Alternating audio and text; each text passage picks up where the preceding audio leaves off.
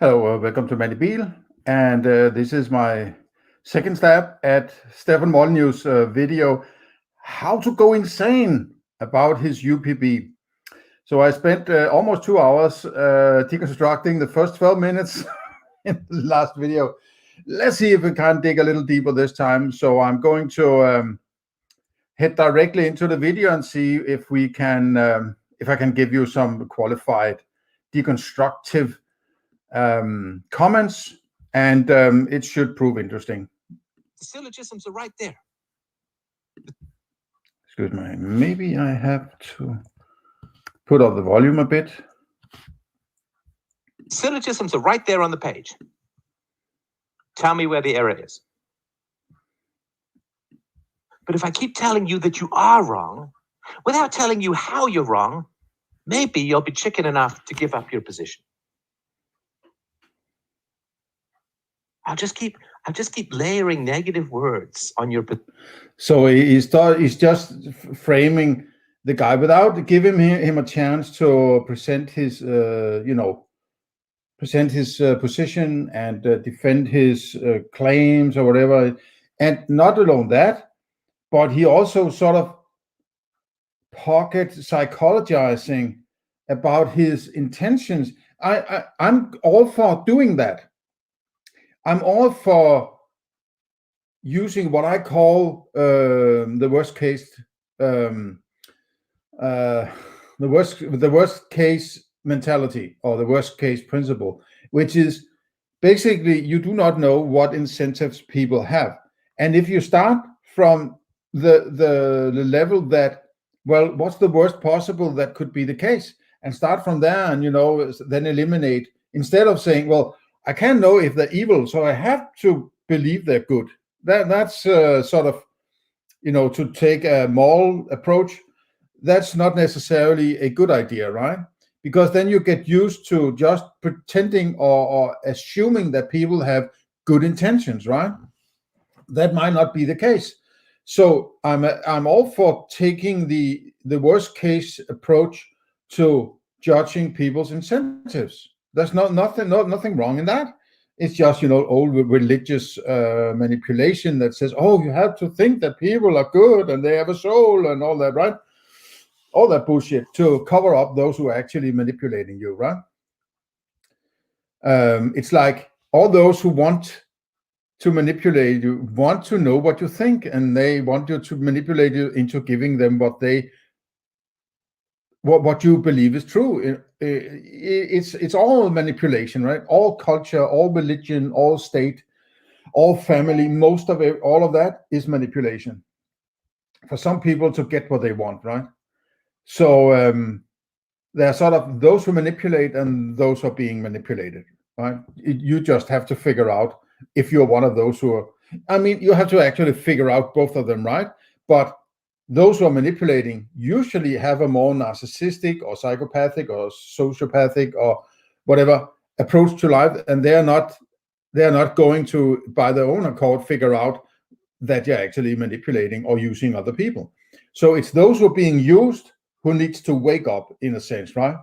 Okay, and I'm not even sure why I ended up on that tangent, but it was him judging this guy, and I don't think it's a good idea to do it in a show like this.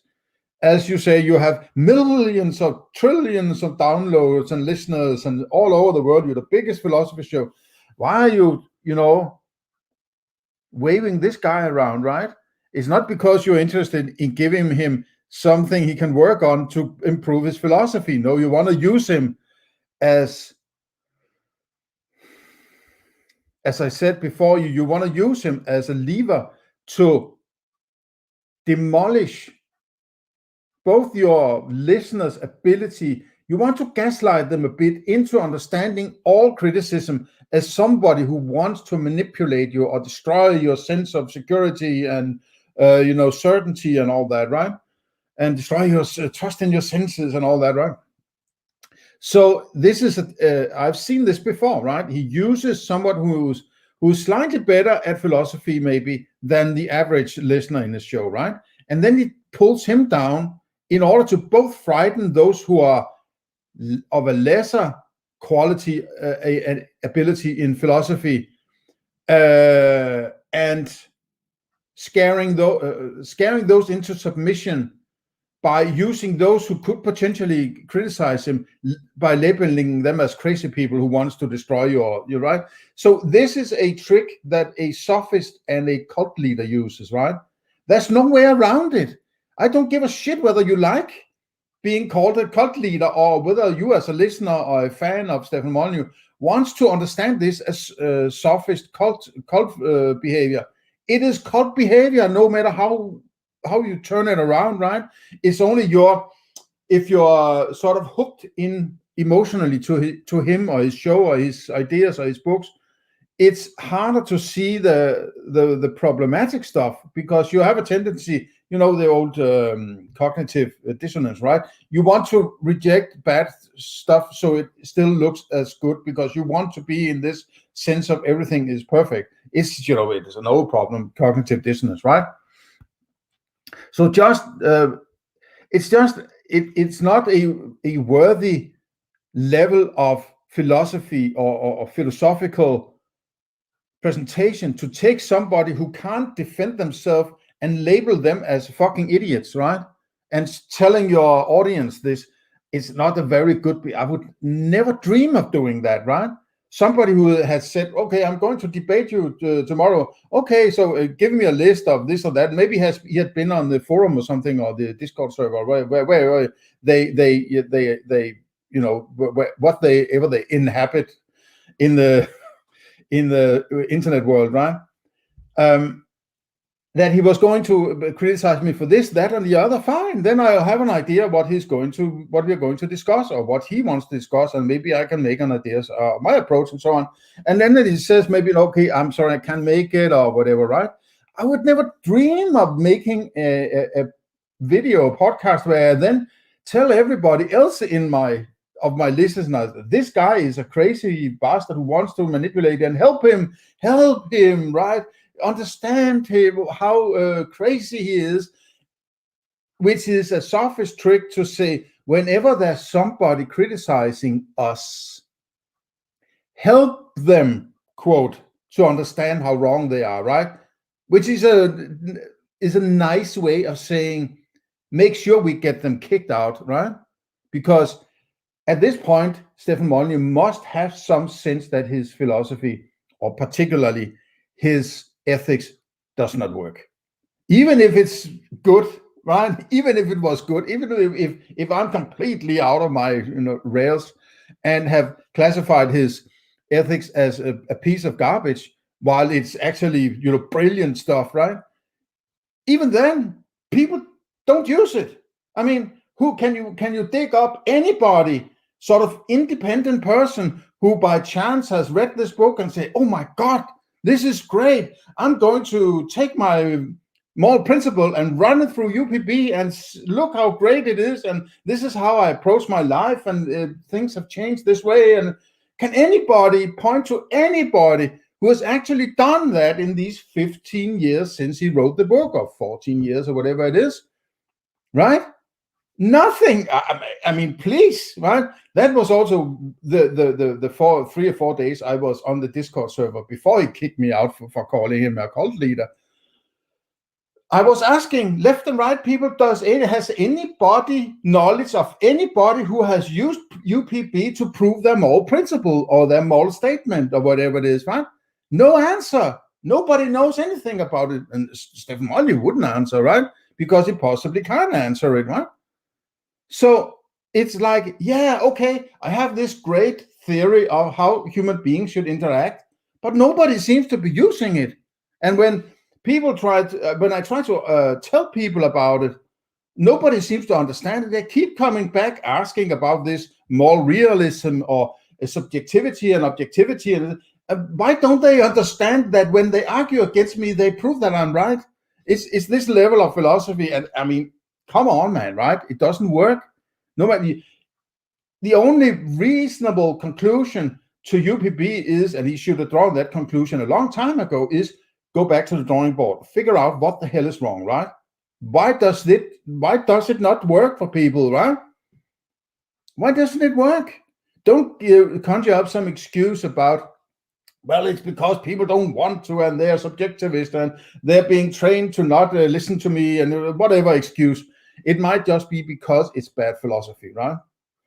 So there was another point I want to bring in. I just forgot it. Maybe it pops up again later. Let's see. Okay, let's hear another bit. Position until you give it up like a cock. Well, no. I take it as an enormous compliment. So what does he say here? He says, I don't see how a belief in objective universal moral laws proves UPB. I understand that UPB is part of moral realism. There are many moral realist positions. Just accepting that axiom doesn't mean UPB is true. Well, no, it doesn't. It just throwing around words doesn't prove anything. And by the way, you can't prove philosophy, right? Philosophy is what you use to figure out what the proof is. But you can't use then a proof to prove philosophy, because philosophy comes before proofs.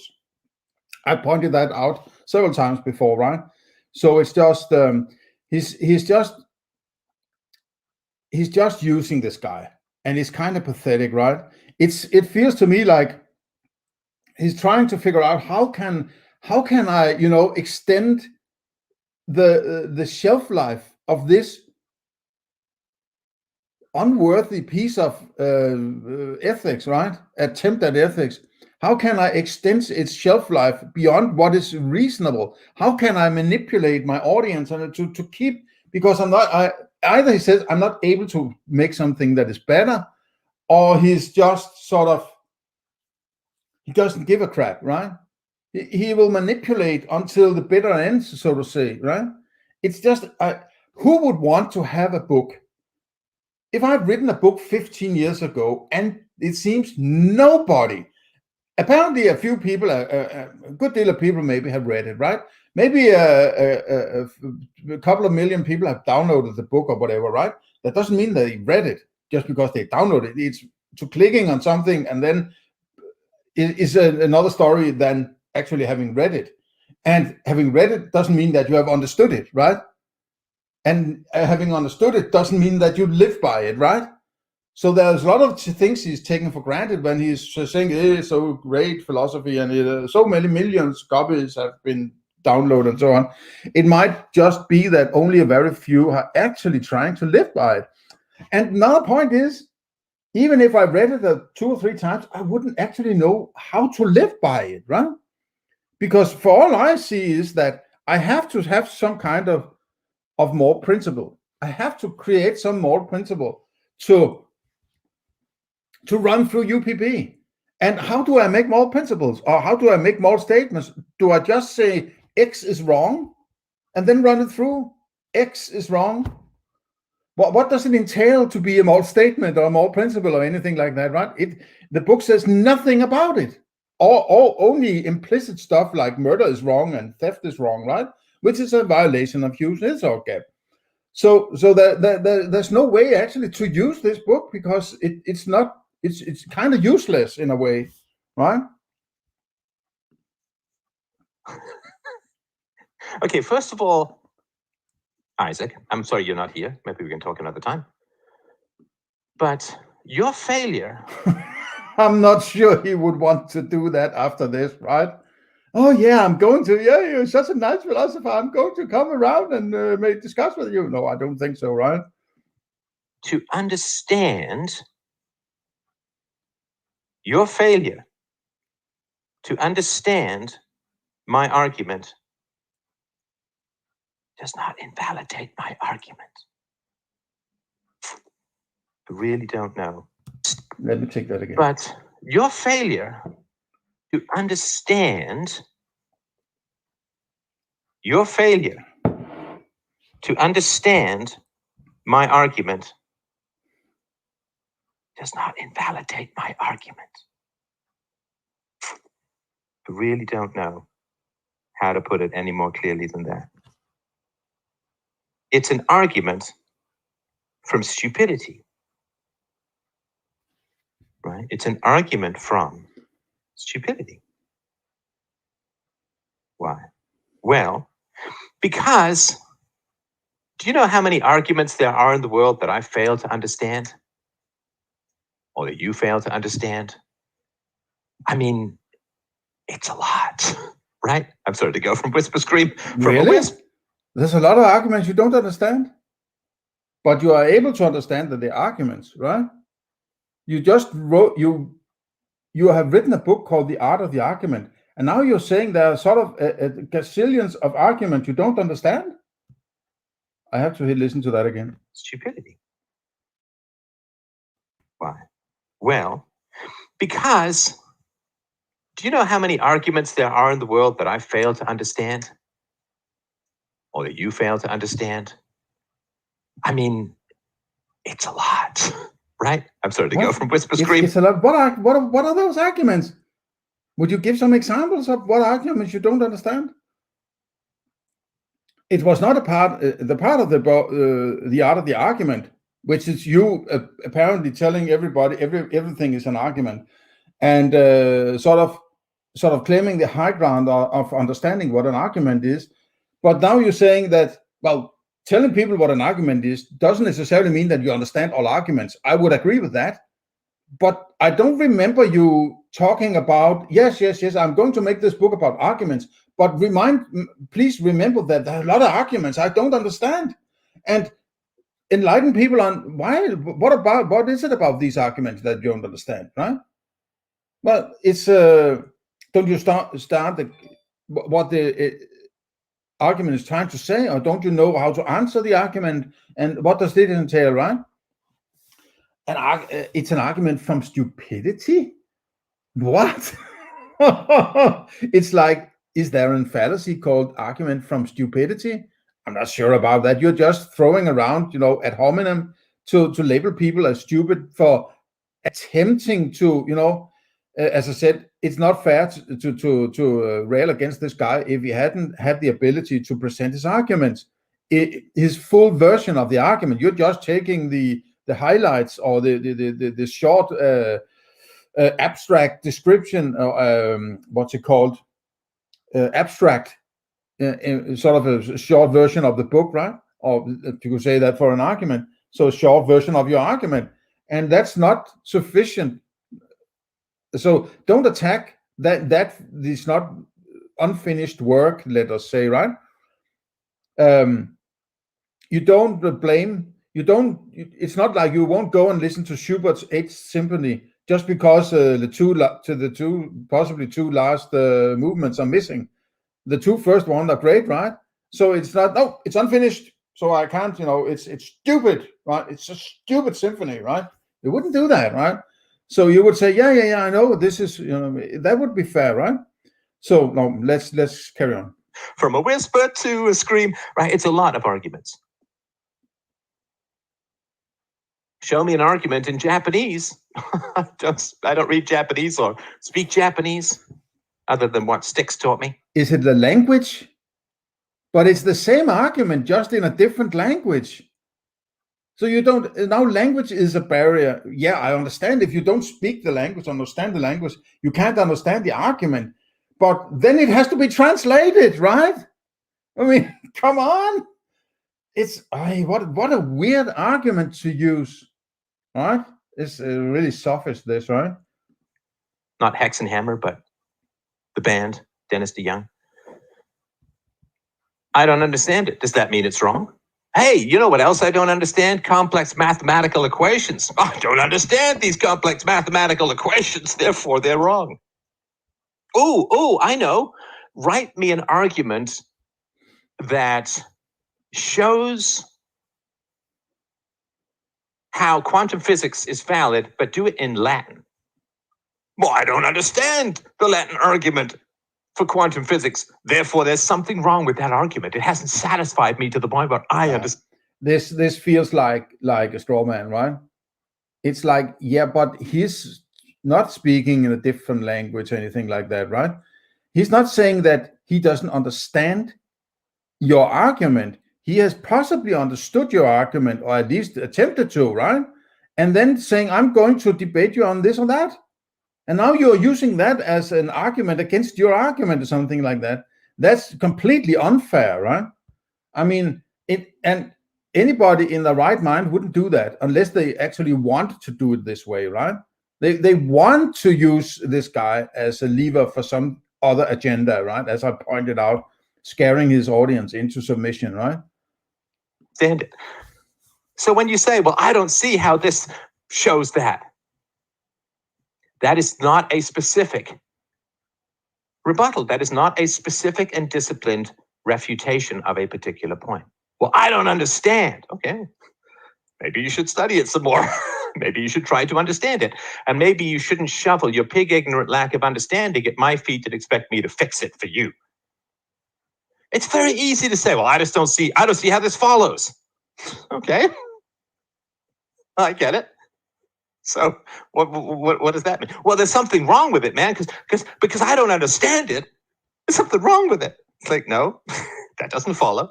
And the fact that you would think that that's an argument shows how profoundly ignorant you are in what an actual debate is, or an analysis is. And maybe you've just never gone through the discipline. I mean, when I was taking my year-long course in graduate school on the Protestant Reformation, we had to take Martin Luther's arguments and break them out bit by bit, sequence by sequence. Understand them, argue for them. I actually played Martin Luther in a play once. I had to really understand his arguments, inhabit them, breathe them, know them. So that's a sophist training, taking on somebody else's argument, whether or not you like that argument or not. Is that, and if you can do that pretty well, isn't that a sort of a notch at a sophist inclination of some kind? I would say so, right? And as I pointed out, well, if he's such a great philosopher, why did he wait 40 years until he started philosophizing or writing about his philosophy or anything like that, right? Why?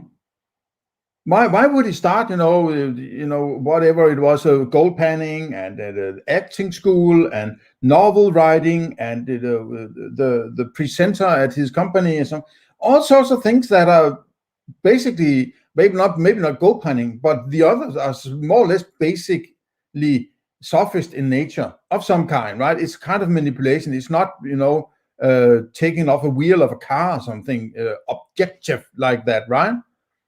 So why did you spend your time all this sophist stuff before you became this eternal objective empiricist philosopher, right? It just doesn't make sense. The dots doesn't connect for me, right? It's sort of, okay, I guess if I need to be a philosopher, I need to have a pretense of being objective and philosophical and not sophistical or whatever, right? It just feels like pretense to me. So I couldn't just say, well, I don't understand his arguments, therefore he's wrong. How ridiculous would that be? Okay, but if there's a particular argument you are presented and somebody says, well, I don't understand the argument. Yeah, they may say, you may draw the conclusion that they say that you're wrong because they don't understand it. But I would say if I have tried to understand argument or a series of argument that should lead to a specific conclusion, if I don't understand how it's argued or it seems confusing and it's weird and it doesn't seem to be able to draw those conclusions from your arguments and so on, well, I would refute your conclusion, right? That's what you should do as a skeptical philosopher. If you have these aha moments, I say, wow, this is just, this follows from this, and of course it leads to this conclusion. There's no doubt about it. It's crystal clear to me. Great. That's where you want to be as a philosopher. But when it doesn't hang together when everybody who comes to try to argue with you, Mr. Argument, Mr. Art of the Argument, that you just, slap them in the face and say, it's boring. It's an argument from stupidity, right? But how disgusting. This is weird behavior, right? You're trying to save the world and enlighten people about philosophy. But when they ask questions about what you have written or said or something like that, you explode in triggered in a sort of an explosion of rejection of anybody who's trying to argue with you, right? It's just weird, right? You say you're so much into philosophy, you are bowing down to the rules of philosophy, and we have to follow all the philosophical rules and however you want to put it, right?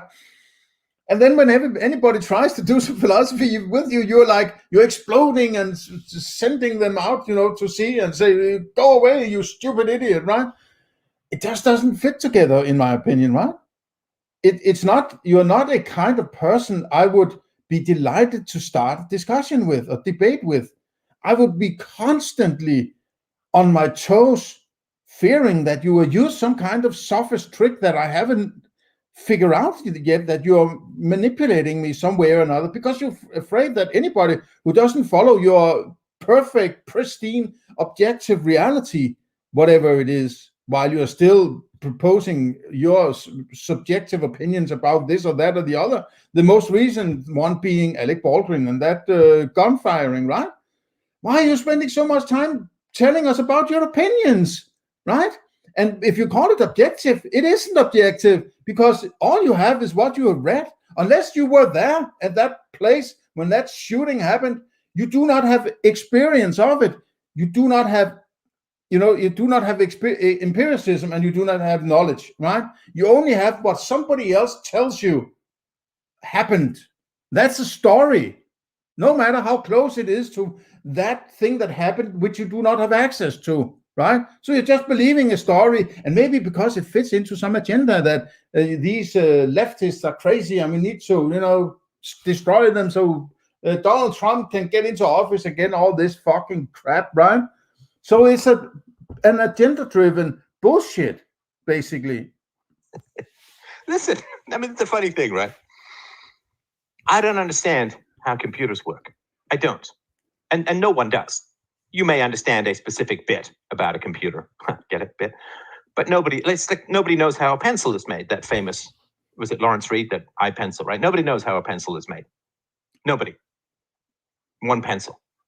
Nobody has a clue how a pencil is made. You might know how to make the lead or the graphite. You might know how to make the wood. You might know how to make the paint. You might know how to make the metal or the eraser. But nobody knows everything there is to know about how a pencil is made. Not one person. And nobody knows how a computer works, or how computers, particularly when you put them all together on the internet, and the hardware, the keyboard, the electrical impulses, the processing, the sending, the receiving, the validation, the IP contract, like the servers. Nobody knows how all of that works. Not one person. Like nobody knows how the tax laws work. Not one person knows how computers work. So he says, look, just because I don't know how computers work doesn't mean that they don't work well enough for me to type this argument on a server. So he's saying, look, I don't understand something. Doesn't mean it doesn't work. I don't understand how all this computer technology works together so that I type here and you read there. But that doesn't mean it doesn't. Just because I don't understand it doesn't mean that it doesn't work. Just because I don't understand it doesn't mean that it's wrong. And what kind of vanity? I'm sorry, it's really funny. It's really funny to me. Because it's solipsistic and it's almost narcissistic to me, right? Like, what kind of unbelievable vanity would you have to say, well, I don't understand something, therefore it's wrong? Aren't you doing that with, idealism? You don't understand idealism. You obviously do not understand the idealist approach, which is the correct one. Or at least it's more correct than the materialist one, right? Which has built in contradictions and paradoxes and all sorts of things that should be solvable, like the hard problem of consciousness and the problem of other minds, right? Should be solvable from a materialist point of view, and then nobody can answer these questions, right? They can only hand wave and something like that, right? But you don't seem to be able to understand that approach. And it's actually the correct approach, right? Or more correct than the materialist dualist approach, right? So it's just, it's none of these just throwing shit at this guy, so people really understand that they shouldn't be They shouldn't be. They should only tell you how great you are and how great your novels are, and all. It's so great. Everything's. You're just fantastic, right? There's no problems anywhere, right? 15 years of UPB, not a single comma has been revised, right? It must be so freaking damn perfect, this book. It's unbelievable, right? And after deconstructing the core argument, or the part one, or the first part of the book, which is the proof of the system, it's like, okay, I mean, it's like you know, you're telling your mechanic, oh, would you fix my car? Then, and when you get down and look at your car, everything is thrown around in the room, and the wheels are on top, and you know, the motor is on the bottom, and you know, everything is sort of, what the hell is this, right? That's the feeling I get from the book you have written, right? And apparently you can't see any problems anywhere, and that's because you do not want to find anything, right? You do not want to find any problem anywhere in any of your philosophy. That's a sign of a megalomaniac who has extremely high thoughts about his own abilities, right? He doesn't have the sufficient doubt or skepticism in order to reconfigure his own arguments. It's like, I've written it, it must be perfect, right? It's like, oh, come on, man, right? I don't understand something, therefore it's false. I am the definition of all that is true and valid, and if it's incomprehensible to me, it's completely false in reality. I mean, so it's unbelievable to me. Where's the humility? Where's the humility? You don't lecture people about humility, right? How many revisions have you made of the UPB book, right? 14 years on, not a fucking single, it's still version 1, right? You have made a few videos and arguments here and there, but people, when they read the book, they don't have podcast number, the 2308 and whatever. There might be a little Easter egg somewhere at minute 52, right? Why don't you make some? It cannot be possibly be that there's no revision to this book if it's the holy fucking grail, right? There's no revisions, there's no clarifications, there's none of the. I mean, anybody who has tried to argue with me, that there might be a problem, you just, you know, wipe them away and say you are crazy, like something like that, right?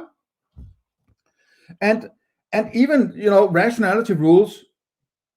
May he be a good or a mediocre philosopher, so what? But he pointed out something that clearly, at least, it's the justified criticism to say that there is some aspects, at least, of the core first argument for your ethical system that sounds circular, right? It's a justified criticism, at least, right? And you didn't care for trying to understand it or figure it out, right? And then he says, well, I have about, I don't remember exactly, was it 17 fallacies he had found in the book, and 4 of them or 5 of them were, kill level, right? And have you inquired into what they might be? Have you? Or are you don't give a shit, right? Because you can't be wrong, right? Otherwise, you might lose your whole congregation. But if they say, well, nothing in this stupid piece of garbage UPB hangs together, right? It's only because people are so confused they can't keep coming back for more, right? So it's like, okay, your documentary is fine, and you're helping people in call-in shows, fine. Going for peaceful parenting, great. Everything's great about that, fine. But your ethics, your book on ethics, it sucks, right? It sucks.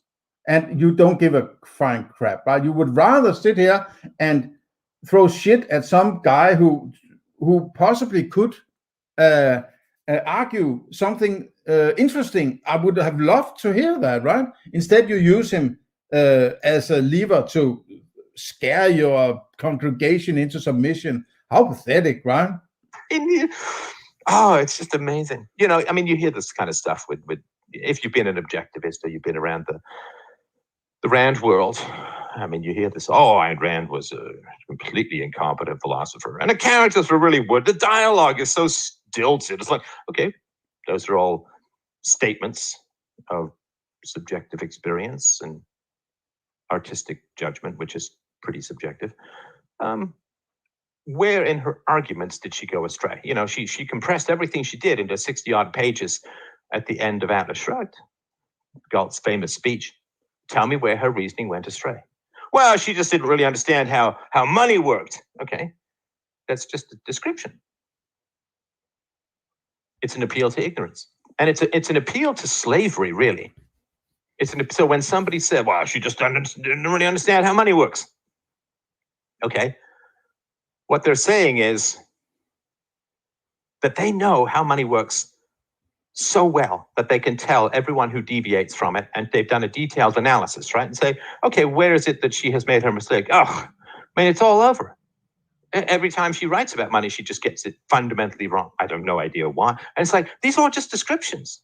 And when you see this stuff, you see it's happening all the time in the world. I'm really arming you guys to sniff out and reject the sophists. The sophists. Oh yeah, because you're just so pure, right? Your definition of sophistical purity, right? Oh, get the frick out of here, right? Please, listener, go listen to my deconstruction of his book UPB, which you can find a link beneath here. And it's about, between 10 or 15 hours long. And I deconstruct the first part, which is the proof of his so-called framework for ethics. And I mean, I don't want to go into hyperbole. I've mentioned it several times now, right? It's very bad, right? It's not very good philosophy is the nicest thing I can say, right? There's so many problems with this book. It's unbelievable, right? I mean, I wouldn't, from the get-go, I read the book first time many years ago, and I didn't sort of get into it because it didn't catch me. There was something about the way it was phrased and so on. I couldn't focus on it, right? So it has been, it sounds, when he presents it, sort of, if you do this, do that, it sounds like he's onto something, right? And I just sort of satisfied with that while looking other places for morality, right? But then when I sort of dug into it and deconstructed the book, it's like, holy moly, it's bad, right? It's just, a stream of conscious writing some kind, right? It doesn't hang together, and the terms are brought in left and right, and there are so many problems. I can't even remember them all or list them all, right? And the core argument is completely ridiculous, right? Both in the structure and internally and externally, and it's called a syllogism. It's not a syllogism, and everything that can possibly be wrong is wrong. It's incredible, right? So I would him in that much that just saying, well, it's bad philosophy. Okay, that doesn't say anything. You need to go deeper and look at certain aspects of what has been written. And that's why I have deconstructed it, right? The whole first part, which is the core of the book, right? I've deconstructed the sentence by sentence as far as I've thought it necessary, right? There are a few chapters here and there where I jump through it. It's just, some ordinary text that's not particularly interesting for these moral arguments. But all important stuff has been deconstructed by me in the book, right? Or in the deconstruction. So go listen to that. But I bet you Stefan Molyneux is never going to take my deconstruction seriously. Even if I had 3 trillion viewers or subs, right? He wouldn't take it seriously. Maybe he would take it seriously, but then he would find some sophistry and go and find somewhere in my part 7 or something and say, that's wrong, that's incorrect, that's bad understanding of my book, therefore you shouldn't listen to his deconstruction, something like that, right? He would find some sophist way of classifying me as an idiot, right? That's what he does. And then it goes back to his congregation and say, you don't need to go. I have checked. you don't need to go and listen to this guy. He's just a crazy bastard, right? That's how he would do it. So he keeps his little congregation in this mental prison, right? Kind of this mental sophist pretending to be philosophy kind of prison. Right. Steph's a cult leader. Okay. What's your definition of a cult and how does he match it? I don't know, but I heard that. Okay, I tried to present arguments for why I thought it was, when the 4 days I was a member of the free domain behind the curtain, right? And I presented the actual arguments and inquired into things that could prove or disprove whether or not it was actually behaving like a cult. The first point is that the cult leader is the only one, is the one who settles what is right and what is wrong, what is good thinking, what is bad thinking, and so on. That's exactly the approach he does here, right? He takes some guy who didn't behave like he should, and throws him to the wolves, or label him as crazy, stupid argument from stupidity, and also that's what a cult leader does, right? That's one of the important, one of the top 3 points to look for in a cult. The second one is the economics is ruled completely by the leader, right? And nobody particularly, not even the closest, maybe even the very closest, has some insight of what's going on economically, but he rules supreme when it comes to where the money goes, money that comes in, he controls it completely. That's what I was asking several times in the days I was there.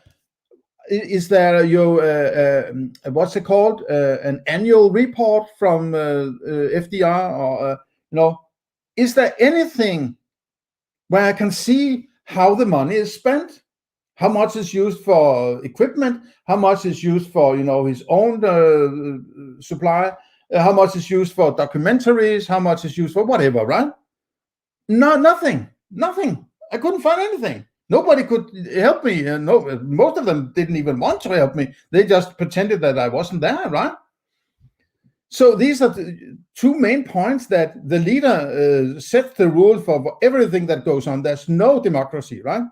If there's democracy, it's a pretense of, it's just do as you're told, or you can be kicked out, right? So, and he rules supreme. It's a cult leader. I don't give a shit. It's if the top 2 of the signs of a cult is present, then, well, if it quacks like a dog and walks like a dog, it's possibly a dog, right? So you're just a dangerous gossip repeater. You're like a blindfolded monkey with a machine gun. So UPB is tricky. It's not tricky because... Oh, it's tricky. Oh, so when people don't sort of understand them and have criticism, it's just because it's tricky, right? And you have ventured out of the wrong, side road or something like that. It's because it's a little tricky. Yeah, it's you that's actually the problem. There can be no problem with the Holy Grail of philosophy, right?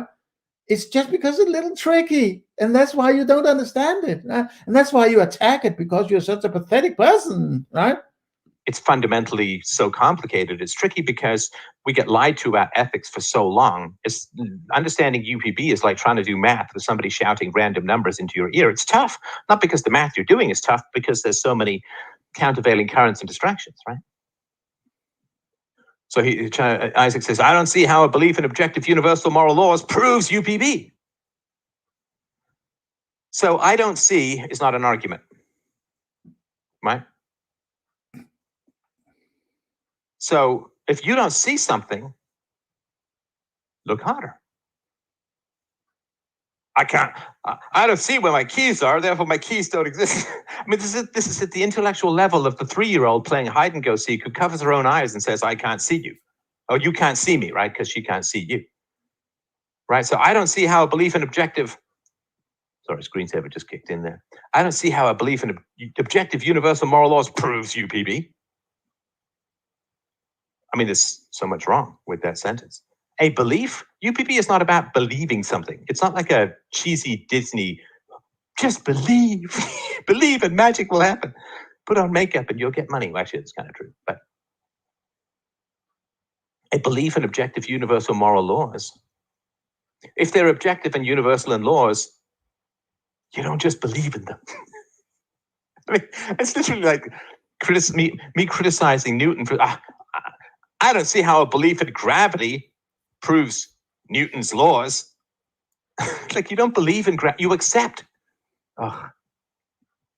I don't know if it's this incredibly girlified culture that we live in, but, you know, spoiler, there's a huge difference epistemologically in terms of knowledge. There's a huge difference between belief and acceptance.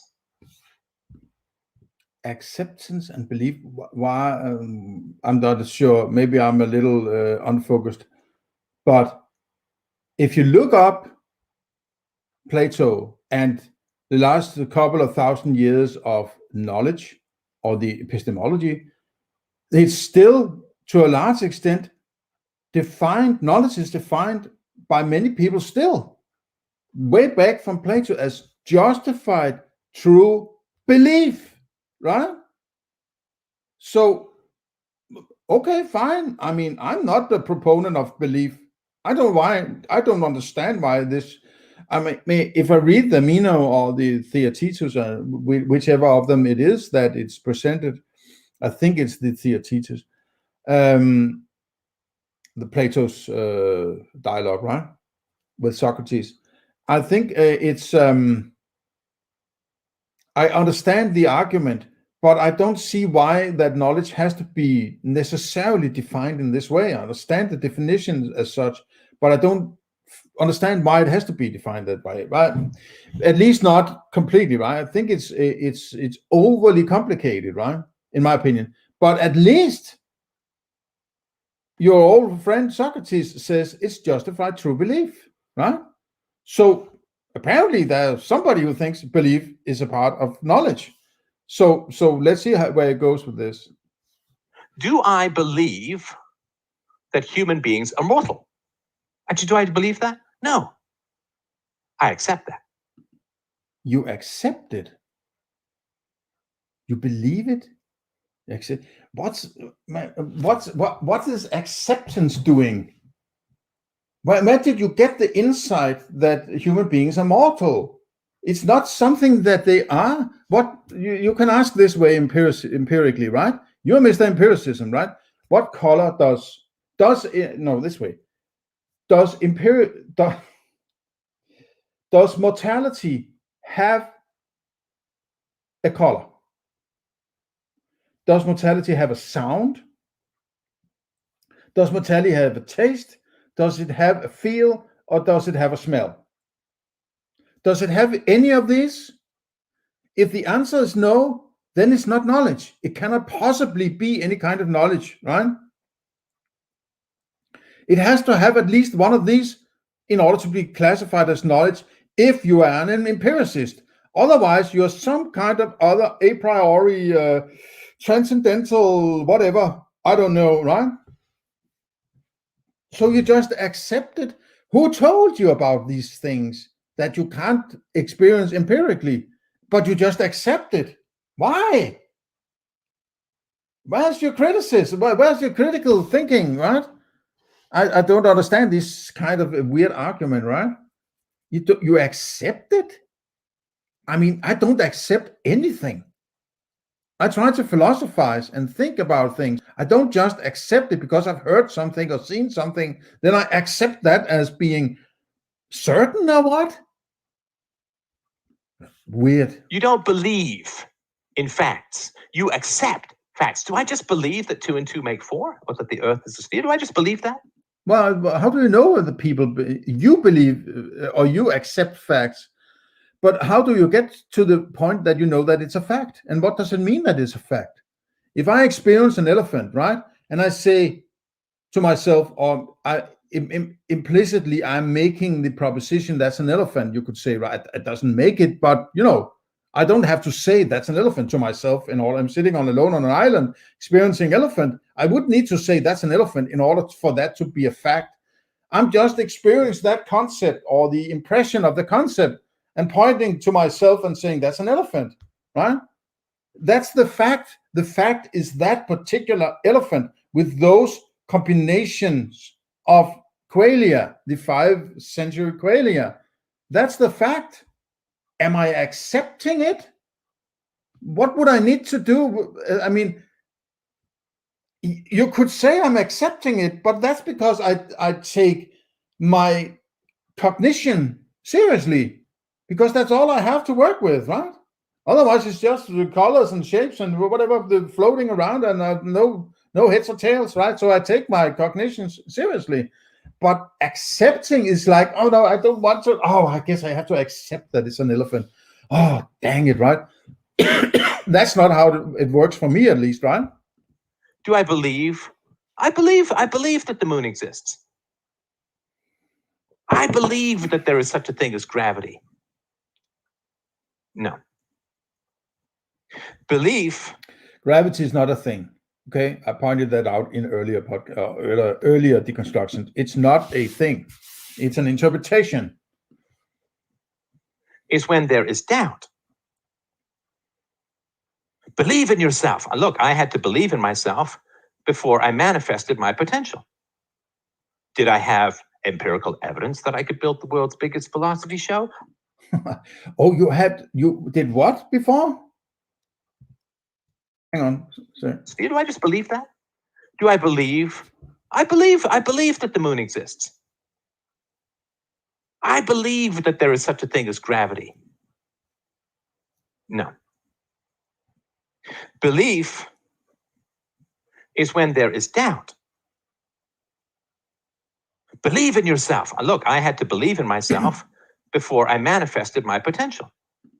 You believe in yourself before you manifested your potential, and that was creating this fantastic show. Okay, so what did you do to get that belief about your Mr.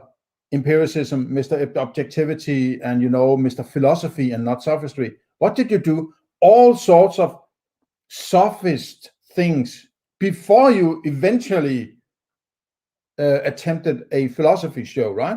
So why didn't you start with some kind of philosophy show, or maybe not a show, but whatever was possible back in the 90s or something like that, right? No, you were occupied by, being the debater and trying to debate like Martin Luther or something like that, right? Or, writing novels that is fiction, sophist fiction, right? Before you eventually say, okay, I guess I'll have to make a sophist show, right? Freudian slip. Philosophy show, right? It's this story about your, virtues. So it doesn't hang together for me, right? I don't believe this self-glorification. Did I have empirical evidence that I could build the world's biggest philosophy show? I did not. Did I think I had a lot to say, was an original thinker, and had massive value to offer? I did believe that. Could I prove it? I could not. Did I believe I could write great novels? I had to believe that I could write great novels in order to start writing novels. I do believe that I have written great novels. Almostnovel.com, it's totally free. You'll know when you hear. So I don't just believe that I could write great novels. I don't just believe that I could create the world's biggest philosophy show. No. The belief was in the potential. Does Tom Hanks believe he can get an Oscar? No. Oh, he keeps going around in the same. It's almost like a trance. You'll be hypnotized by these going around in circles, right? He keeps pounding the same point again and again and again and again and again until you sort of, okay, I give up, right? It's like, oh, man. He accepts that he did get a bunch of them. However creepy he may be. He's a good actor. Creepy?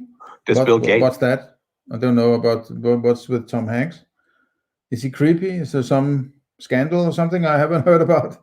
I don't listen to mainstream media, so... Believe he can become very wealthy? No, he accepts that he is very wealthy. It's a fact. It's a fact. No, wealthy is not a fact. It's a comparison. Okay, what color does wealthy have? What sound does it have? Right? Does it have a sound? Does it have a taste? Does it have all of these? It doesn't have any of these. So wealthy is not a fact. It can't be a fact, right? You're saying that senses is important and you have to trust your senses. Well, why don't you use your fucking senses to claim what is a fact and what is not a fact, right? So don't give a bullshit about your claim about it being objective and empirical and all that. So this is how chaotic. And see, this is a basic epistemological. He says, well, I would bring up basic epistemological problems with UPB. I would love to see that. I would love to hear that, right? Please, whoever you are, please, present your arguments against Stefan Molyneux. I would love to hear epistemological arguments against his ethics, because that is exactly the problem. At least one of the major problems is that there's no clear understanding of what he means by knowledge, right? He's just throwing truth and rational and objective and empirical at you, and then he's and then it's objective. No, okay, I'm just using a word, and then that means it's objective. There's no reference to your personal experience that you can relate to in order to figure out what he means according to what you would potentially be able to mean by knowledge. And the real epistemological problem is the Hume's-Ilsort gap, which I have made a few videos about Hume, so you might want to check them out also. That he is implicitly saying that he can experience morality or immorality by saying murder is wrong, right? He's actually saying that he can experience the wrongness in reality, right? It's like saying that either murder has a color, it has a sound, it has a taste, and all these, right? Or one or more of these, right? It doesn't. It's an interpretation of what is going on, and interpretations are purely subjective. So you can't point to any objectivity and say, well, it's objective morality, because you can't point to it. He doesn't understand it, right? And this is and the guy who called in 5 years ago or so, who ended up in the podcast called Nihilist versus Philosopher, which I've always also deconstructed in my playlist. You can find it, the deconstruction of UPB playlist. You can find that those three parts of deconstructing Nihilist versus Philosopher at the end of that playlist, right? Or somewhere down the line in the playlist. I don't even remember how many there are, right? And he's actually asking about this thing: is morality subjective, objective? Can you experience it? How do you know? And these preferences, doesn't there have to be somebody preferring something in order for there to be any kind of preference and all this? And he just jerks him around and treats him like shit, right? And basically says, well, if you don't agree with my morality, you shoot them. It's on that level, right? He's crazy. He's a crazy person, right? And talking about Alec Baldwin and shooting guns and so on, and railing against that. Oh, it's immoral or whatever, right? And then he says, well, if you don't follow my follow my moral principles or moral understanding or moral system, you shoot them. He actually said that to a caller. Would you believe it, right? It's simply out of this world crazy, right? So then I would like to have some fucking reference to knowledge with your moral system, right? If I'm going to be able to, you say, okay, I'm shooting people if they don't understand or whatever it is you're trying to say, it's very important that I have some kind of objectivity about what is going on there, right, with other people. That's called knowledge, right? Objectivity even, right? But then he says, objective universal moral laws, objective and universal and law, forget the morality part, objective universal laws. You don't just believe in those, you accept them. Now, if you say, well, it's just a belief, then you can't say objective universal and laws. These are two contradictory statements. And UPB is about objective universal moral laws. UPB. Objective universal moral laws. Objective, right? So objective is a kind of glorified kind of knowledge, right? You have to have knowledge before you can have objectivity, right? It must be, right? Otherwise, do you get objectivity before you have knowledge? What would that be, right? Your experience is colors, tastes, smells, sounds, and so on, right? 5 different senses that are sort of in a a flux in your experience, and in that experience, your mind recognizes certain concepts. Let's say an elephant, right? Okay, elephant. There's a part. Practically all of your experience is objectified with all sorts of various. There's a curtain, there's a window frame, the table, the MacBook. Everything is sort of objectified by the mind, right? But there's nothing else than that. That's what you got to work with, right? So if you're saying that's objective, there has to be some aspect of an experience for you to be able to call it objective. And I would say an experience you have is just an experience you have, whatever it is. Even a cognition, even the elephant is, you could say it's a kind of experience. I wouldn't say in an experience, it's a cognition. But that cognition is also yours alone, right? Even if somebody else has a similar kind of cognition and experience, you do not have access to it, right? You only have your own. So from the get-go, it's subjective. So all of your experience is basically subjective, including your concepts or your cognitions, recognitions. So when you get to objectivity, it must be some kind of agreement between 2 or more individuals who agree that's an elephant, for instance, right? But you have to have the knowledge of the elephant before you can agree upon that objectivity, right? So if morality has to be objective, you have to be able to experience it at least as some kind of attribute of that object. And if that object that is an elephant, it's something like gray, or it sounds like a trumpet, or it tastes like elephant, right? It feels like oh no, I'm thinking about fucking an elephant. No, please. The 4 F's: fighting, fleeing, fucking, and feeding, right? That's why I'm referring to this effing an elephant, right? I'm not into that kind of stuff. Rest assured, okay. So what's objective about morality? Well, what color does it have? What sound does it have? It has none of these, right? So you can't have a morality as you describe it that is moral, right? You can't point to an ethics or an ethical system that is objective, right? That was what I was trying to say.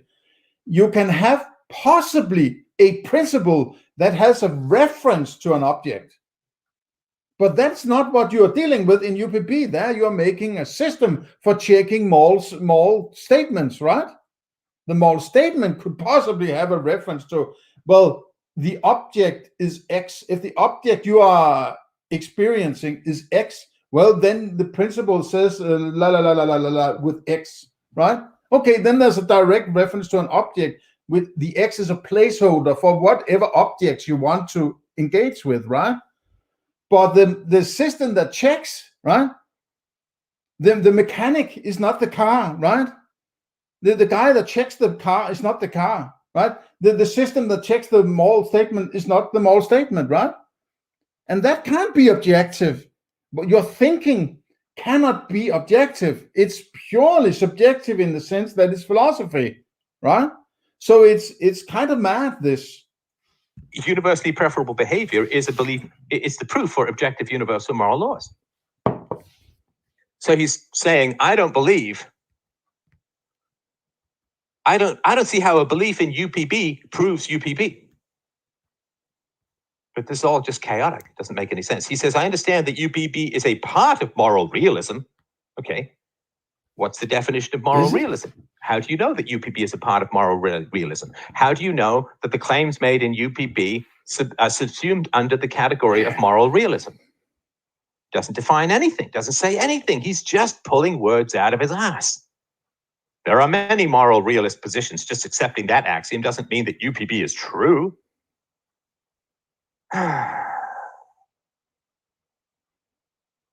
So I understand that UPB is a part of moral realism. I'm just wondering why, if you're so hung up on, you're spent almost half an hour telling this guy that he needs to reference something directly in your statement, some argument you made that results in UPB. He needs to have some reference or quote or something that he deconstructs and argues against and whatever. Okay, fine. I think that's a good idea, basically, right? I don't like the way you're treating this guy. It's not warranted, because he can't defend himself, right? That's a shitty thing to do. But then why did you throw rationality rules around? Because he specifically pointed out a quote from your book, which was actually your core first argument for your book, right? And then you say, no, it's dependent on the whole book. It's boring. I don't want to talk about that. It's so boring, right? I mean, so it's it's the plague or it's cholera. It doesn't matter, right? However you approach arguing against this guy, Stefan Molyneux, it doesn't matter. He's going to throw you under the bus no matter what, right? If you don't quote, he'll say, well, you have to quote. And if you quote, you're saying that's boring, right? So you can't argue against him, right? And if you try to argue, and if you sort of have a success in finding some argument against him, he'll say, well, when you argue against UPB, you prove that I'm right, because that's one of his arguments in the book. It's like,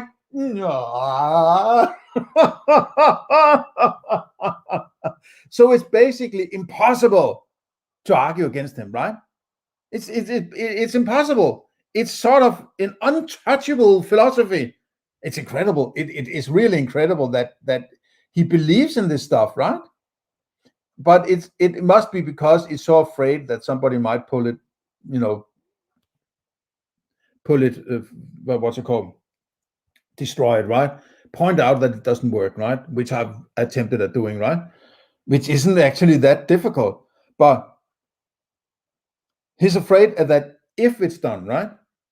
If it's pulled from each other, then he hasn't got any moral stance. He can only refer to the 10 Commandments or Christianity or something like that, which is also something he has started to do within the last 4 years or so.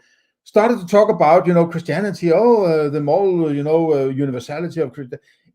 Maybe it's because he no longer believes in this shit called UPB, right? So he has to have a plan B, right? Which is cuddling up to Christianity. And he understands that neither possibly his wife or his daughter or his friends or anybody understands what he's trying to say, right? It's become so ridiculous that he can only defend it in his little cult by, treating one of his readers or his listeners as shit without him being able to defend himself, right? So he can use that as a lever to make some kind of defense of this garbage, right? That's how pathetic it is. How do you know? I've never made that claim. I wouldn't even know how to evaluate that claim, but somehow he's made that claim. So he's just shuffling words around in his head and trying to look smart and trying to look informed and trying to look just like Stefan Molyneux does when he writes books, right? As I pointed out in all of my deconstructions. Like he's just so much above things and really looking down at these little arguments. But there's no actual argument here, right? I don't understand something. I do understand something that's completely false, that UPB is a part of moral realism. So then he goes on, he said, Well, isn't it? It would have to be. If you're saying that murder is wrong, you're saying that murder has some wrongness to it that you can identify. Otherwise, you're smuggling in morality through the back door by using a term that is already loaded with morality, like murder and theft and assault and rape, right? Another thing is that when somebody has been raped, somebody has been stolen from, or somebody has been murdered, then it's no longer morality in that situation, in that particular aspect, because that happened, which shouldn't have happened or have been avoided by applying a moral principle. it's no longer morality. It's past morality, in the sense that morality makes sure that you stay on the side where murder doesn't happen or rape doesn't happen, right? And then rape happens, and then you say to them all, yes, of course, because that's the definition of rape, right? But then it's no longer morality, it's something else, because you have pointed out that something shouldn't have been adjusted before this happened, but now it has happened. It has become immoral, so it's no longer morality. It's this kind of arguing is like attempting to make a description of how to drive a car by studying all the cars that went into the ditch, right? Those are the cars that didn't do as they were supposed to do, right? So by studying these and saying this is how it went wrong, you should look at the cars that does the right thing and tell them what they should keep on doing in order to be right, right? I said this, I was requesting clarification on his argument. I understand that this isn't an argument. My argument is that UPB can't be justified from the presuppositions you start with. See, it's not an argument. So this guy, basic epistemological problems, how you know truth from falsehood, and metaphysical problems. I don't even know the nature of reality, apparently. He says, my argument is that UPB can't be justified from the presuppositions you start with. That's just a claim. Ooh. That's what you would have to prove. But he thinks that saying it proves it. I have a... Really? Aren't you just, stretching this beyond, a straw man, right? It's like you're just paddling on, right? And presenting all sorts of incentives that might not actually be the case, right? So it's clearly that you're using this guy for your own purposes, right? You're not really interested in making any kind of these debates, which the debate against rationality rule clearly showed. You're not really interested in getting, criticized, get your ethics criticized, right? Which should be a hallmark of a great philosopher. Whenever my book is finished, which I hope to be pretty soon, right? Or at least within a couple of years. But it has to be well thought out, right? I would love people to do criticisms, right? I would even participate in a debate. And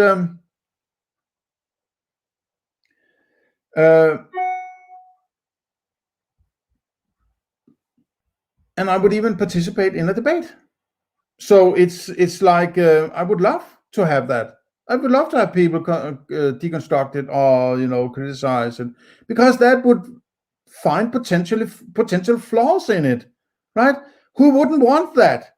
And you have several times been a proponent of, well, if you lose in a discussion or debate, you get wiser, right?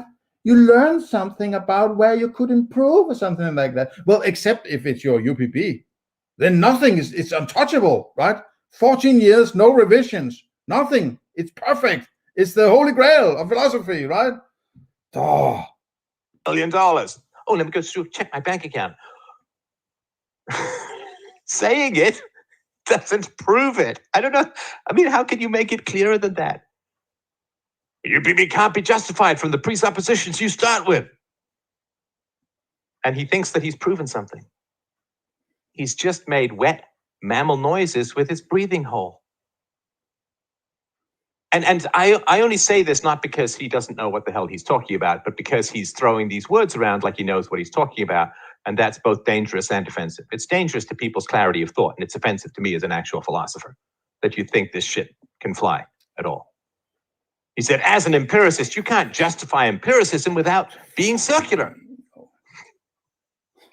Okay, that's not an argument. You can't do it. I use the word circular, therefore I've proved that your argument is circular. In the same way that I use the word tautology, and therefore I've proven that your argument is a tautology. I've called you wrong, therefore you're wrong. Why? Magic. I have spells in my throat. I am reality. If I don't understand something, it's incomprehensible. If I say something is wrong, it's wrong because my words are physics, and physics is just... He's just peddling out, right? He's going completely mental on this, right? He just keeps repeating and repeating and repeating the same point over and over again, right? To sort of, I can only see it as an attempt at grooming the listeners into submission, right? They should have an implicit fear built into them that if you dare to criticize him, you better be prepared, right? You better do it right, otherwise he's going to what's that called when you ridicule him publicly, you could say, right? You're getting ridiculed publicly if you don't do the way that Stefan Molyneux thinks you should do, right? He doesn't follow the same role himself. That's not necessary because he's the Jesus of philosophy, right? But you should fear criticizing him, right? You should obey and pay your fucking $10 a month to, be in the realm of His Highness, right? The prominent philosopher, right? It's ridiculous, right? Holy. Listening to Stefan Molyneux is a waste of your time, largely, right? Unless you're doing something like critical like this I'm doing here, right? You are better off reading some books on philosophy than listening to him, right? Because he's going to screw with your brain some way or another, right? Yeah, his points about peaceful parenting are great and so on, fine, but that doesn't make him a great philosopher, right? He's a semi-psychologist or something like that, right? But he's not a great philosopher. Just this says everything, how he handles people, right? It's completely unwarranted to treat a guy like this. If you are going to criticize somebody's argument, then it has to be in a book that is public, like I'm doing with a book that is public here, or a video that is public. This is Stefan Molyneux's argument that is public, right? This guy didn't say, yeah, I'm not going to debate you, but just take whatever I've written so far and go run with it on your forum and present it to the world. I'm pretty damn certain this guy didn't do that, but you went that way anyway, right? So these things are not complete arguments or taken out of context or all sorts of things. Like, I would say this is really boring, right? Why don't you call up rationality rules and explain why your core argument of UPB is not circular, right? Why don't you ask for those 17 fallacies in your book, of which 4 were deadly, according to him, right? And make something out of that instead of, throwing this guy to the wolves, right? It's pathetic. You're a loser, right? It's a loser mentality. You should be above doing things like this. An opinion.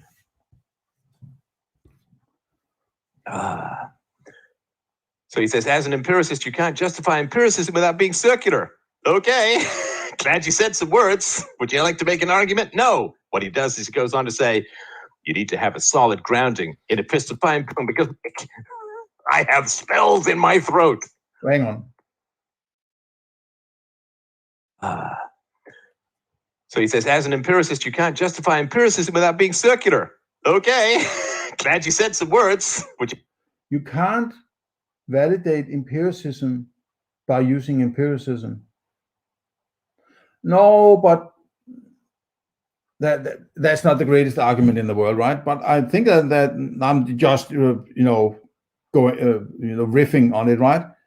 If he says that you can't prove empiricism, is sort of the same as Stefan Molyneux does with Hume's is-ought gap. Hume says you can't get an ought from an is, but then he says you ought not get an ought or not, right? That's the same kind of argument that Stefan Molyneux uses when he thinks it's fortuitous to use, right? But somebody else can't use it to argue against him, right? Using this kind of circular, what's it called, anti-argument or contrary position, using a sort of argument from circularity. But empiricism is just a reference to your experience being the only source for knowledge. And if there aren't any experiences, or the qualia, the 5 qualia from hearing, smell, and so on, right?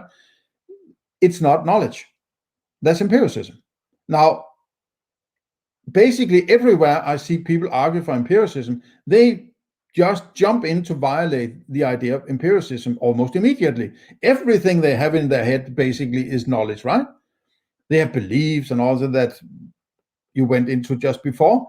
You have to have freaking, I mean, if you're an empiricist, you need to stick to your fucking axiom, right?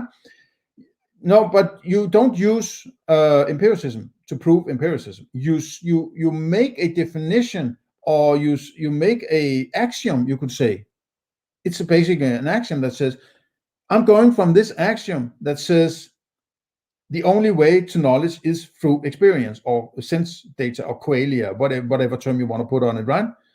It's basically a definition that only has an axiom is a way to classify things to get on with your philosophy. You're not proving anything. You're making a classification or a delineation of where things are knowledge and where they aren't knowledge. And to get anywhere in philosophy, you need to make these axioms. And that's the approach that the guy who's the caller, which is the one Stefan Molyneux is ridiculing, right? That it's an axiomatic approach, right? If you don't agree with that axiom, well, you shouldn't, or you could try to figure out whether or not you want to engage with people who actually work from that axiom, right? But that's the freedom of axioms, in a way, you could say, right?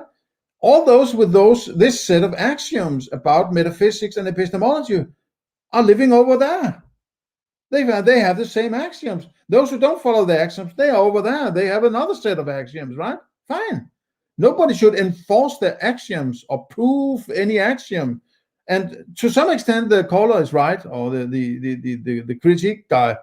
But in another way, he isn't right, because it is an axiom you're working from. Okay. You like to make an argument? No. What he does is he goes on to say, you need to have a solid grounding in epistemology and metaphysics. Again, wet noises from his mammal hole. You need to have a solid grounding in epistemology and metaphysics. Mammal hole? From his mammal hole? Oh, man. God. Is that how you treat your guests, right? If they don't behave, they are just thrown to the wolves like this, right? Oh, look how ridiculous it is. Look at that guy, how stupid it is, right? Right? Oh, yeah, that sounds like a very decent behavior from a world-class, prominent philosopher, right? Wow, I'm not impressed. Is that an argument? No. But it is important to have a solid wouldn't you agree that it's important to have a solid grounding in epistemology and metaphysics? I'm reminded of how people, or some a decent amount of people on the forum of his free domain FDR forum behave. They are very much like they are sitting around waiting for somebody who ventures in. Oh, that's interesting here in free domain. And then he has some sort of philosophical approach and try to argue against Stefan Molyneux. They are just sitting waiting. Oh, now Stefan Molyneux is going to bring him into the gladiator ring, and he's going to tear him a new one. Oh, I'm looking forward to it, right? And this kind of rhetoric, it just feeds this kind of pig dog mentality. These sadists, basically, right? It's a sadistic approach, right? He wants to really grind the nail into his back, right? Something like that, right? He keeps going now for half an hour, just, his wet mammal hole of oh man, it's disgusting. Physics? Sure. It's not an argument. Doctor, how should I become healthy? You need to have a solid grounding. He just keeps going with another example and another example and another example, and keep grinding and grinding and grinding and grinding until his little peons give up and say, oh, yes, you're always right, Mr. Molyneux. In good health practices. Yeah, okay. You want to tell me what they are? No. But you, and then he says, you need properly basic beliefs, which is not quite English, Probably. or at least not quite good English. Well, this guy might not be the greatest philosopher on earth. Okay, why don't you help him become a better philosopher, right? Instead of fucking squashing him, right? It's pathetic. It's an ugly behavior. It's the pig dog inside you that wants to, these people in my nearest vicinity, they don't understand my UPB, but I'm going to squash this innocent guy, right? It's pathetic, right? It's really, really, really, it's just, it enlightens you on what type of guy this person is, what kind of person this guy is. He's an asshole, right? He's an asshole. He's an a-hole, right? The A word. He's an asshole. It's not further than that. His book is shit. His his approach to people is shit. And if they say the right thing and say, "Oh, your almost novel is so great," oh, thank you. They're not saying, "Yeah, but what part of the book? You must reference something in the book." No. If it's vanity, oh, then no problem. Just give me all those words I like to hear. But critique, that has to be, this, right? You need doctor, how should I become healthy? You need a solid grounding in proper health practices. You also need properly basic beliefs. That will be $150. It's like, you've said nothing. Nothing! So he says you need properly basic beliefs. If you can't justify these things, your position is arbitrary. Hello, projection! What has he justified? He's just said a bunch of shit. I don't see this.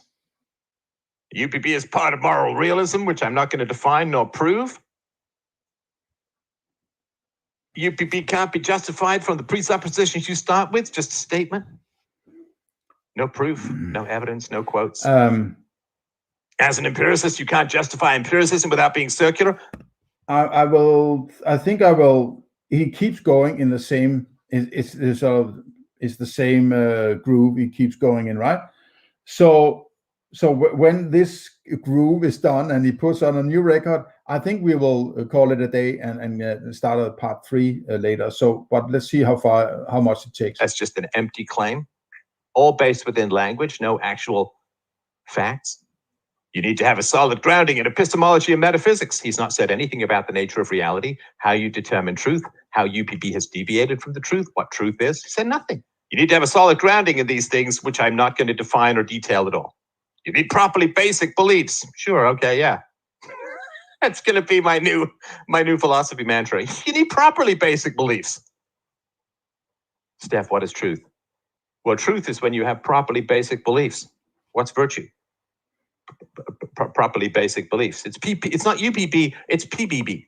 I'm giving up on UPB, going with PBB. You need properly basic beliefs because that clears everything up. It's like the sun rising on fog just blows all the fog away. You need PBB, properly basic beliefs, and you're good. And if you can't justify these things, your position is arbitrary. What does he justify?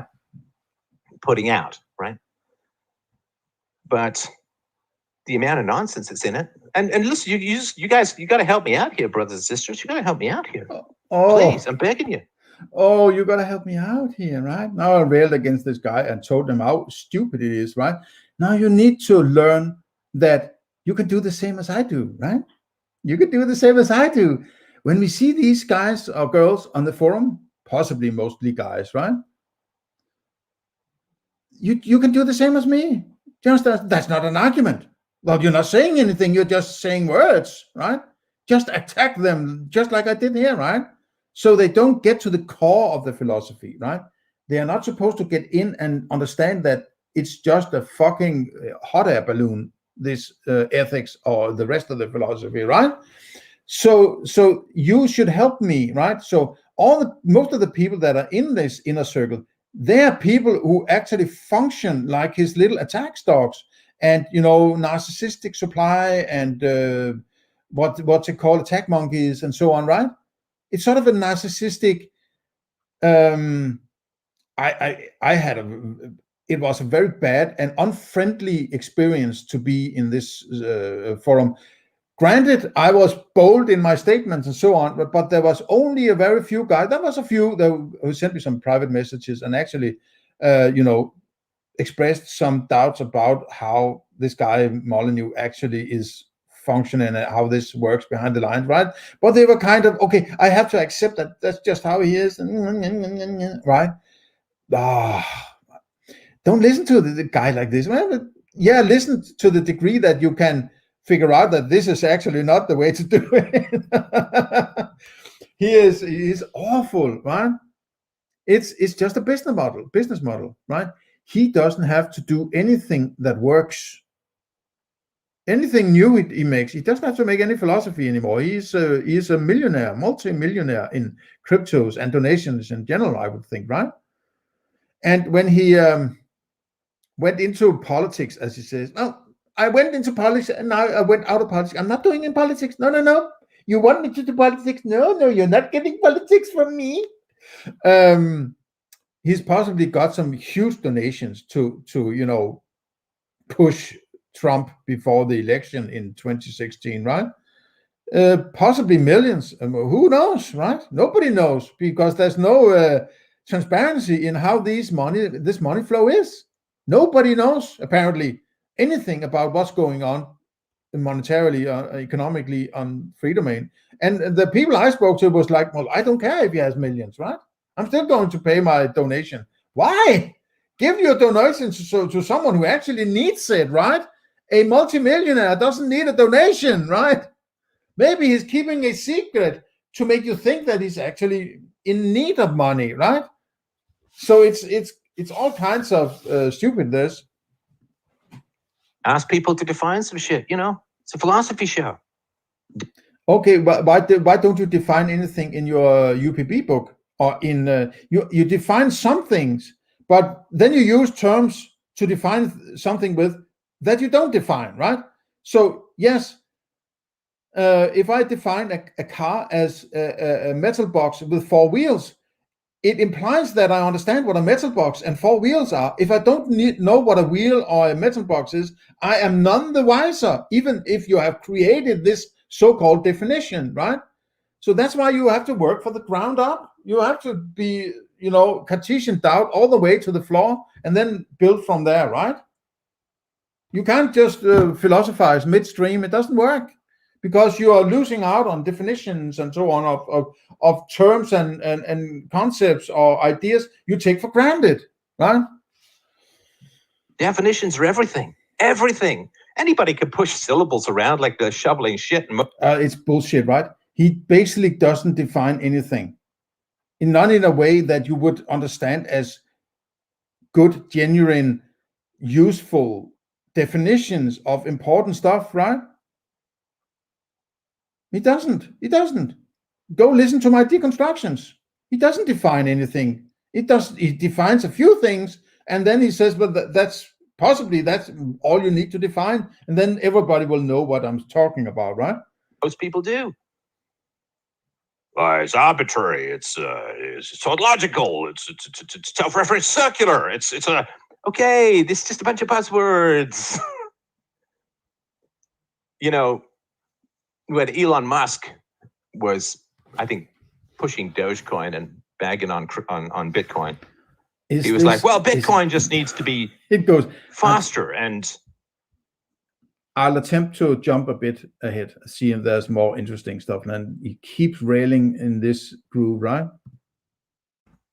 Do what is in the specifications is maintainable and efficient. Call bullshit when you see it.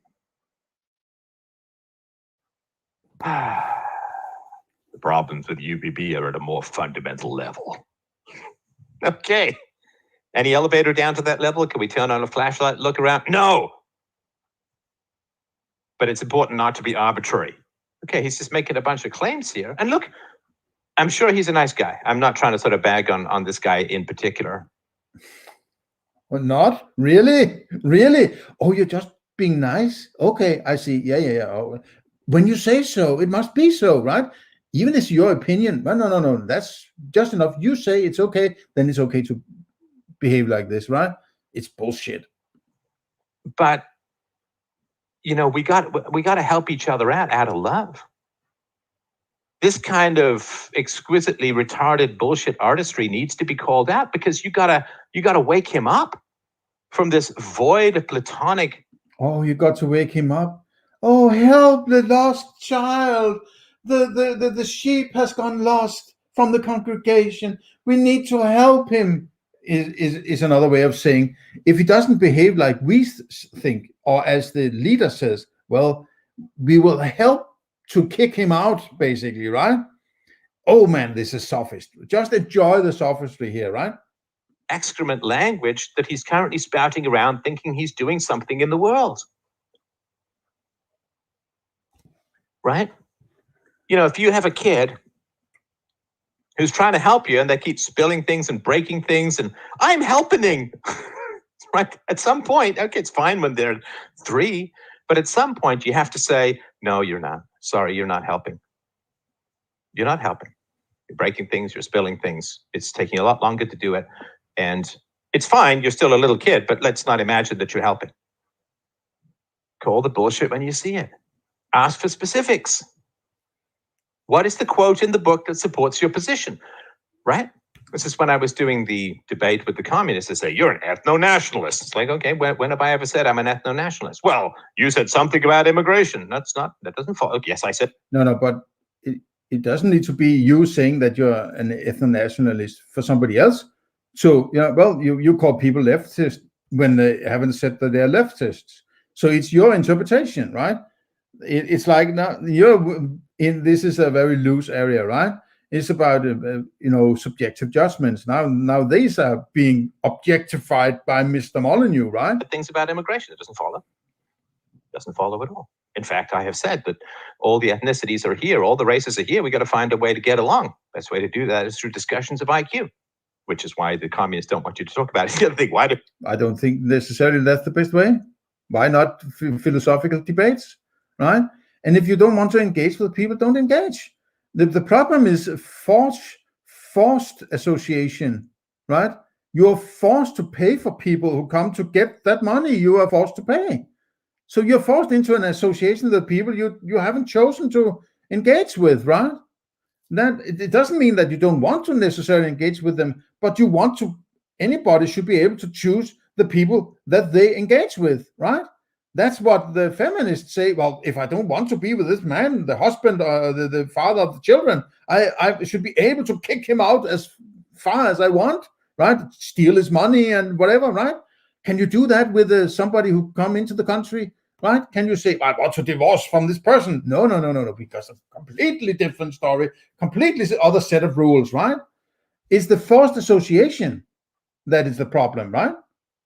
It doesn't matter about your IQ. Who gives a shit about your IQ, right? It doesn't matter. I don't know why IQ is so important. I don't give a shit what IQ people are. If they can't argue, okay, I'm not going to engage with them, right? It's not my problem that they can't argue. I don't care about their IQ, right? Why do you want to talk about IQ? Well, for the exact reason that you as communists desperately don't want me to talk about. No, IQ is a kind of authoritarian classification of individuals. It's these artificial categorizations.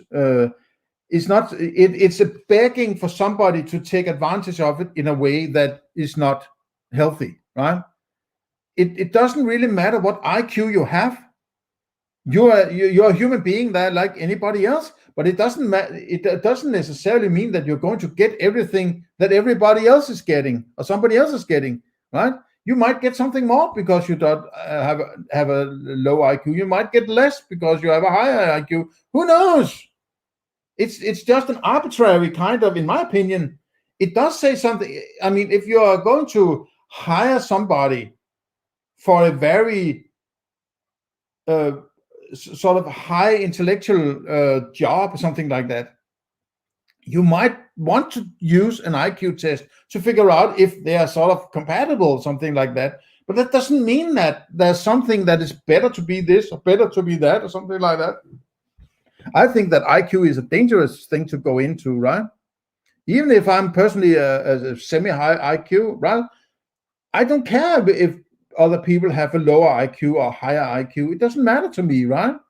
And it's an arbitrary kind of I don't like these categorizations of people into certain grades of whatever, right? About IQ, because it's a far superior explanation for disparities in economic outcomes than this fantasy youngest sibling resentment model of exploitation. So help people. Like, why would you let people continue with this gobbledygook bafflegab crap? Well, so now your congregation need to be sort of little policemen who has to watch all the others and make sure that they don't say something that is sort of, you can't say that without the reference directly to the book, right? It's what are you doing, right? It sounds like East Germany, right? Well, keep an eye on these people, right? Make sure that they don't say something they shouldn't say, something like that, right? And not help them. This is help them. We need to help them by railing against them for half an hour. Tell them how stupid they are. That's how we help people here, right? This is going to sound strong, and I'm not talking about this guy in particular, because I've been dealing with this stuff for 40 years, right? So forgive me for being mildly short-tempered, but where is your love? It's a fundamental question. Not just a black-eyed peas one, but a philosophy. Love. Whenever people say love, we are in sophist territory, right? This is it's dripping now with sophistry. Where's your love? Well, love is something. Yeah, but I don't care about love. You don't care about love? No, but don't use love in this context. No, but then you don't care about love. You're an unloving person, right? Get out of here, please. Right? This is the kind of tactic, right? Where is your love? Look, if someone comes into your home like Harry the Headwound from SNL. By the way, I suddenly remember some time ago, I listened to one of his videos where he said, well, love is tell me more. I'm not sure if he used the term love, but it's something very close at least, right? I think it was he talked about, well, loving a person is tell me more, right? He said that sometimes. Oh my fucking God, right? And this guy, he doesn't want him to tell more. No. He can't wait to, throw shit at him for half an hour here online and for all to see, right? Tell me more. Why don't you use your own, principles? Let him tell some more. No. Why don't you wait and see? Ask him. Well, is the problem? Why did you come to the whatever? Tell me more. Ask him. Right? Tell me some more. What is going on with you, young man? Right? But no, that doesn't apparently apply here in this exact kind of love here, right? Bull fucking shit, right? Right? If someone comes into your home and they're bleeding, do you just say, "Oh, okay, yeah, let's get some lunch"? Do you ignore it? No. If someone is bleeding, don't you say, "Whoa, dude, have a seat. Let's bind it up. I'm going to call the doctor. We're going to get you to a hospital. We got to figure out why are you bleeding?" This is a wounded mind. Oh, a wounded mind. Oh, come on, man. Are you going completely mental on this, right? It's a wounded mind. It's an argument from stupidity. If it's a wounded mind, you're seriously wounded in your approach to philosophy and your apparent,